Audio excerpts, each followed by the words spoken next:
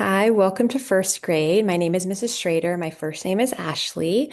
Today I'm going to tell you a little bit about what's happening in first grade and also a little bit about myself. So let's get started.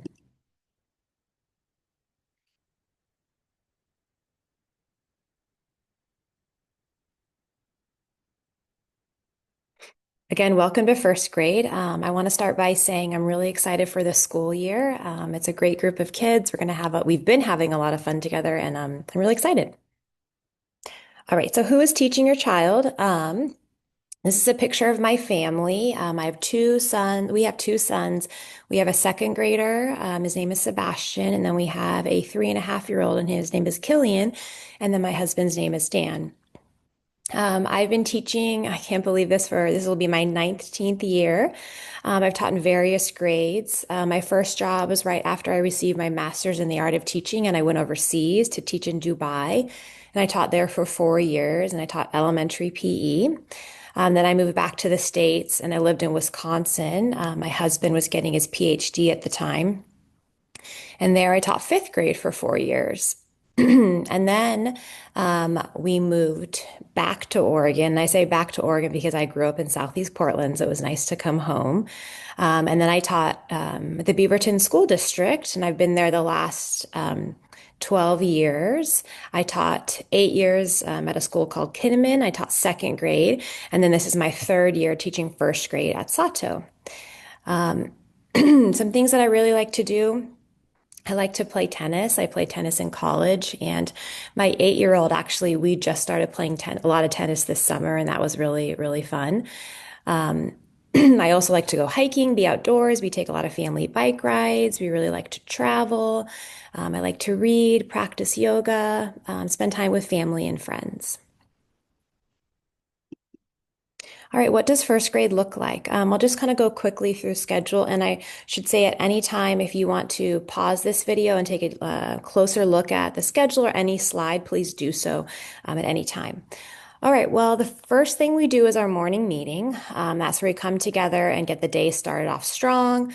But a few things I wanted to highlight in our morning meeting is that we each day check in with how we're feeling. So we check in, I ask students, how's your heart feeling and how is your mind feeling? I encourage you to do this at home as well. So students can name how they're feeling.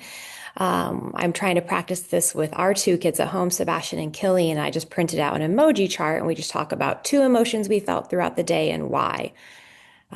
So and another thing I'd actually like to highlight in the morning meeting is we end the meeting by saying positive things. They're basically kind of affirmations. So I will say something and the students repeat me. So for example, I would say, I am strong. Students say it. I am special. I am so smart. I can achieve anything. All right. After morning meeting, we have our win time, and win stands for what I need. So at this time, first graders potentially could be moving to other first grade classrooms or staying within the classroom, getting what they need, like what they need to work on specifically. It could be reading, could be writing, it could be math. Then we go to a morning recess. When we get back from recess, we have phonics, and this is where we teach explicit instruction on letter sound, letter combination, digraphs, to teach kids how to read. And then we have a reading block. We'll talk a little bit about what that looks like on the next slide. Then we go to lunch and recess. When we get back from lunch and recess, we have our math. And this is a workshop model, just like reading and writing, which we'll talk about on the next slide. Then we have writing. Then we have our specials. And when we get back from specials, when we have our snack. Please remember to send a snack every day with your child. And then we have content inquiry.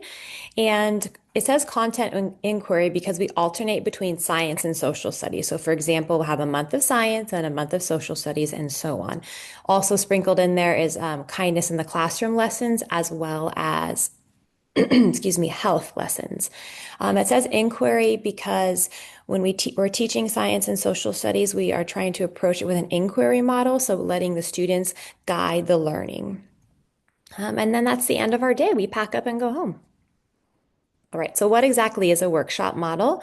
Our workshop model looks like this in reading, writing, and math is we have a mini lesson. So we explicitly teach students a lesson. And it says mini because it's very short. It's no more than 15 minutes. And then after they learn something, they have work time. And at this time, teachers are meeting with students in small groups, meeting with students individually, and they're practicing the skill and skills they've been taught throughout the week. And at the end, we come back together for a share, pointing out specific learning students are also sharing at this time.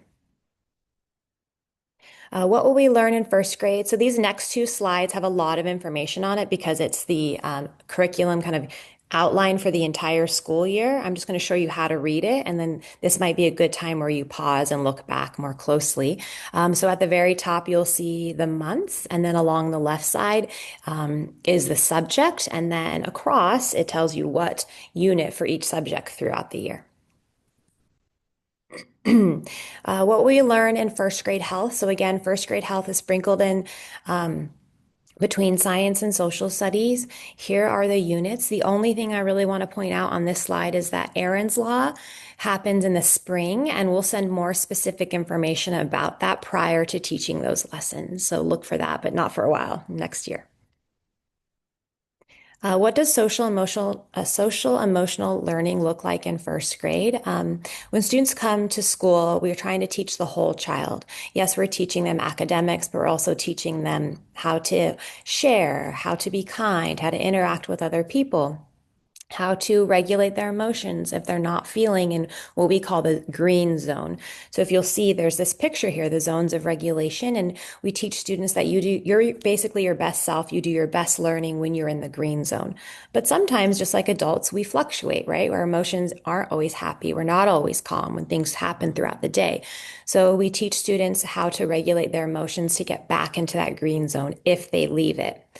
We have a calming corner in the classroom where students, if they're truly not in the green zone and they can't be ready to learn, they have an opportunity to go to the calming area and take some deep breaths. We have some fidgets over there, just helping them to get focused, and they can spend about no more than 5 minutes in the calming area.